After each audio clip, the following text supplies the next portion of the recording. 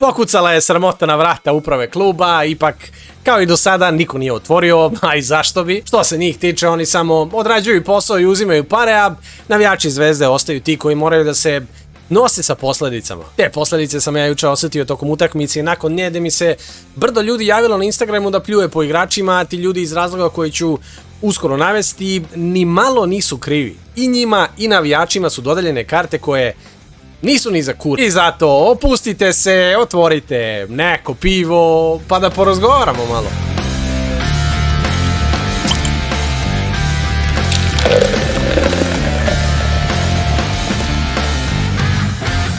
Da, Crvena Zvezda neće igrati Ligu šampiona ni ove godine.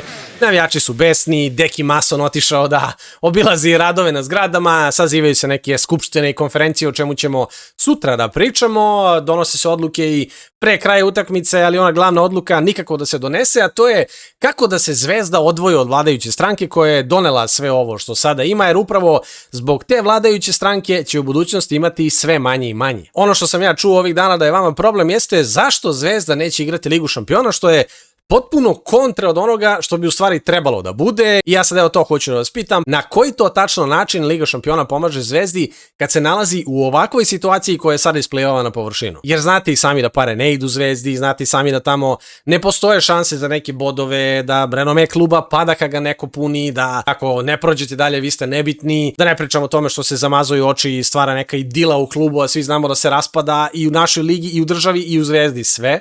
Što se tiče same igre protiv Jevreja, samo ću reći podatak da Zvezda nije šutnula u okvir gola skoro celu utakmicu. To je sve što trebate da znate o tome, a što se tiče igrača reći ću samo ovo.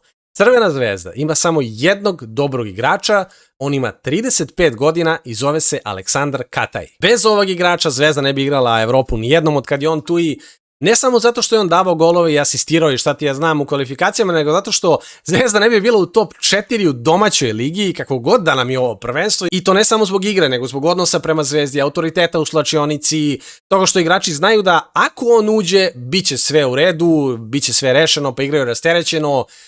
Nažalost, takvi se više ne dovode i ne proizvode u Zvezdi. Što se tiče onih koji dovode, nema razloga pričati o pojedinim igračima, ali je bitno reći da ti igrači koji imaš u suštini nisu krivi. Ja to kažem za svaki klub. Njih je dovela uprava, njih forsira uprava da uzme procenat, obećali su im sve i svašta, oni imaju određeno znanje, određeno nemaju i ne možeš ga stvoriti sada. Pogotovo ne može Dejan Stanković, sad ćemo doći do njega, jer možda neki igrač nije uspio da se uklopi sa ostalima kao takav, možda je na toj poziciji bilo boljeg za iste pare ili manje, možda je bilo iz omladinske škole, možda oni nisu uopšte ljudi koji mogu da žive u našem mentalitetu i sa slobodom, da tako kažem, koju Zvezda nudi na svakom koraku i ne razumeju baš da ne mogu uvek da se zajebavaju i da neće sve magično da se reše u nekom trenutku, ipak uprava je njih dovela i sad moraju da igraju kako znaju, a ne znaju baš, što možete vidjeti čim neko ozbiljniji dođe naspram njih. S druge strane, igrači znaju da su dovedeni na ubeđivanje, znaju da je ekipa zbuđena kao što su i oni, jer u Zvezdu nijedan ozbiljan igrač neće da dođe zbog kriminala upravi, mešanje politike u sport i raspalog stanja naših terena.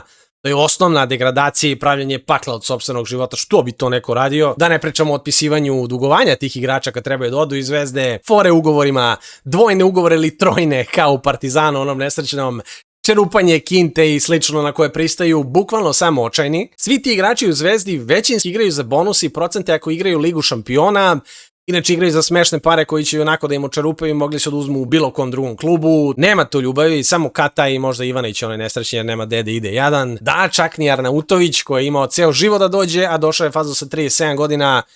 Ne može čovjek da hoda, ne može da potrči za loptom i da je primi, odbija se kod balvana. Nemaju pojma šta je Zvezda, ne zanima ih, svako od njih je ostao bez mnogo para sad i tu je glavna fora. Nemaju znanja, nemaju volje, ugovor im je haotičan, ogroman pritisak je na njih, što dovodi do toga da igraju katastrofalno, ali kada je do njih igraju onoliko koliko je do njih dovoljno da se uzme bonus, a to bi dobar trener mogao da iskontroliše. Ipak Zvezda je ove godine dobila trenera koji nije fudbalski trener, on izgleda kao neki izbacivač, brate, u klubu. Neko koga biste u ozbiljnom klubu videli fazonu teretani kako pomaže igračima da spuste onaj šipku kad rade bench na one iza kukice. To je to. Nadam se da vam je jasno da je to čovjek koji nije imao dovoljno ljubavi i poštovanja prema Zvezdi i dostojanstva da dođe, prizna poraz, pozdravi se, kaže hvala vam, izvinite, jebi ga, ja volim Zvezdu ali ne umem, odo ja. Znači, klasični džiberizam. Ipak glavni krivac za sve ovo, a to je uprava Zvezde, ove godine potegla za ortaklukom i procentima od zgrada koje pravi Dejan Stanković po Srbiji, jer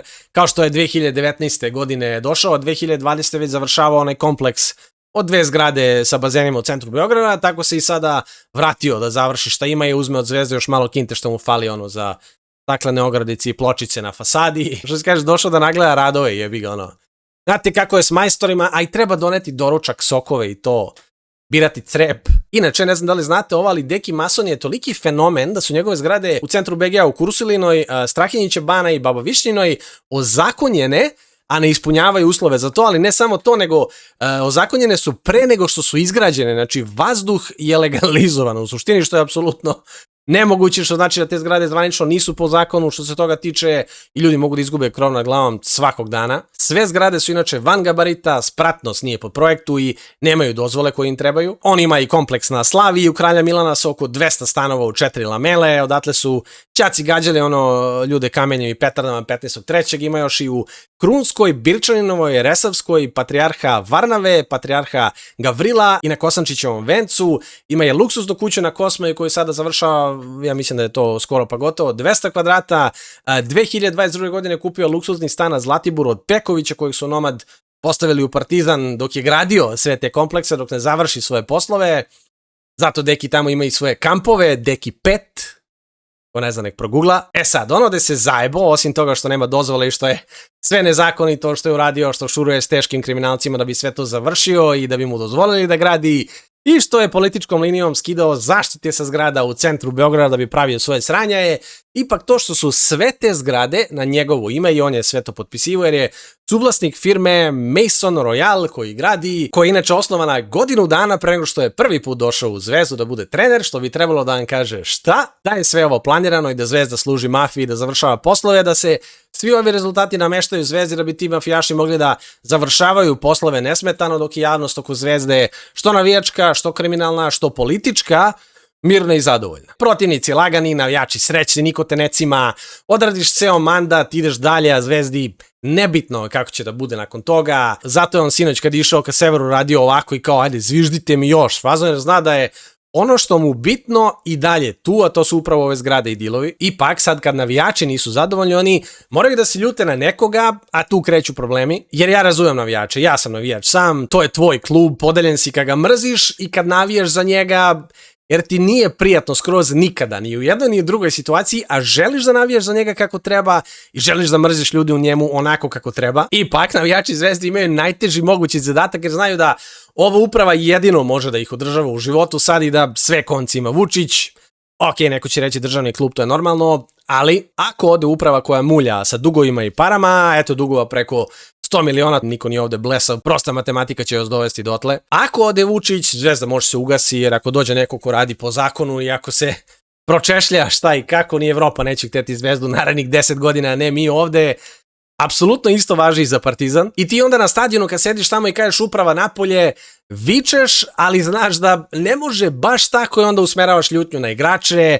Šta ti drugo preostaje, brat? Da ne pričam o tome što Sever nije pevao, nego se pravi lud, jasno vam je zašto. Zbog toga već godinama zvezdana javnost trpi Terzića i njegove sinove koji su od Zvezde napravili bukvalno kupleraj sa svojih bog zna koliko firmi koje su registrovane na ljutice Bogdana. Naravno i zbog toga što navijači imaju dilove sa državom i Terzićem. Njihovi kamioni, bageri, kranovi preoraše cijelu Srbiju. Da ne pričam o tome što je samo Terzić napravio 5 firmi na stadionu Zvezde i što njegov sin Kostadin gradi deo nacionalnog stadiona i pola Beograda na vodi. I razumem, kad pogledaš ovako, pozorno si, brate, da, mora bude neki jak kriminalac, neki zajeban lik da mu niko ništa ne sme da štiti klub i to, ali sve to, kao što ćete uskoro i da vidite, mora da dođe na naplatu jednom.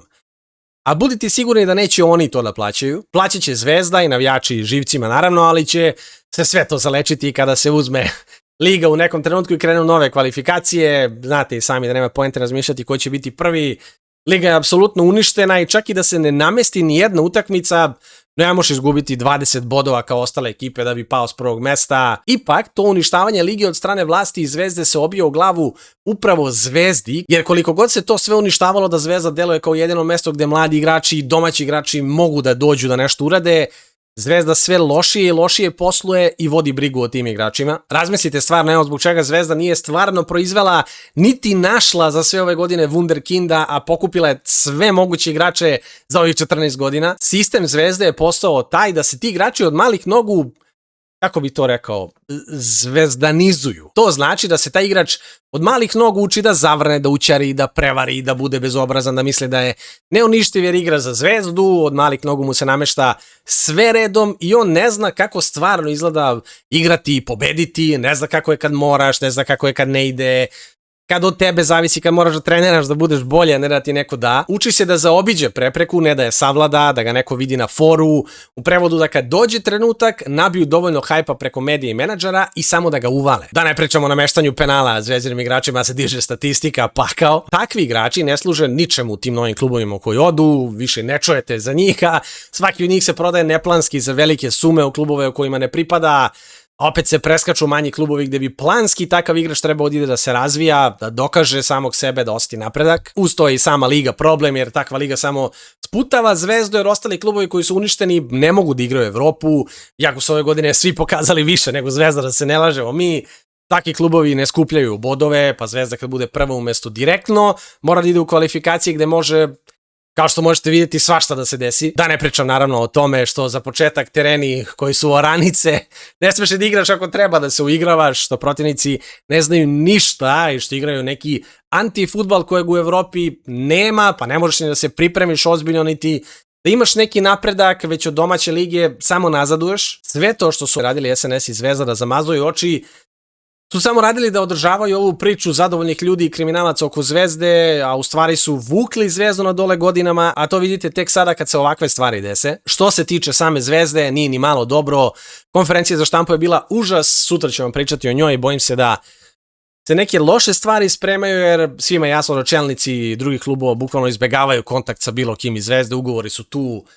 Preko 10 miliona je već dato ove godine, a morat će još mnogo da dođu ozbiljni igrači, ozbiljan trener, a ogromni dugovi već postoje. Jer čak i da prodaješ igrače, prodaj igrače ide preko nekog menadžera koji uzeo ogromne procente, a i mora da se porodi da bi ubedio nekoga da kupi igrača. Kad se to desi ide razočaranje, Zvezda dobija poslednje ponude od tog kluba i ćao. Zato Zvezda ima preko 100 igrača na platnom spisku da bi mogla bar nekoga da uvali nekada, kad ga uvali, kad shvate da je sve to samo hype i da je ovaj nebitan, nakon toga prestaje svaki kontakt sa Zvezdom, a tako se posao ne radi, tako se samo šteti klubu, ipak to je brza lova da se klub pokrade i obrne, da se da SNS-u, idemo dalje, posle ćemo razmišljati šta ćemo. Nažalost, evo to posle je došlo, a sve će više dolaziti godinama. Također čitao sam negdje da je vrednost prvih 11 igrača Zvezde 112 miliona. To ne može da bude nikada maksimalna vrednost svakoga u startnih 11. Ne može biti preko 3 miliona evra, što znači da ceo tim sa sve rezervama možda vredi do 45. Buđenje ove priče je čisto za menadžere i za navijače da kažu, evo, godine rada se isplatile, vidi koliko vredimo, fora je što čak i da vrede, ti ne možeš da ostvariš to niko, ne možeš da prodaš većinu tih igrača. Ono što ja znam jeste da će Liga Evrope, ako se tamo plasira, doneti Zvezdi dovoljno novca da preboba ovu godinu, da isplati nekako sve, a SNS i Terzić da ne uzmu ništa, a to njih najviše boli, to i treba da bude Zvezdi cilj, što će možda morati oni da daju pare da se svedu računi. Vlast će kao i uvek da reši svaki problem koji je pre toga izazvala, pa i ovog puta na opšte zadovoljstvo navijača, a nama ostaje samo da vidimo kako i šta su nam to spremili i kako će da nastave da nam zamazuju oči dok nam se klub raspada. Kako vama zvezdašima, tako nama partizanovci. SNS uprave napolje i živi bili.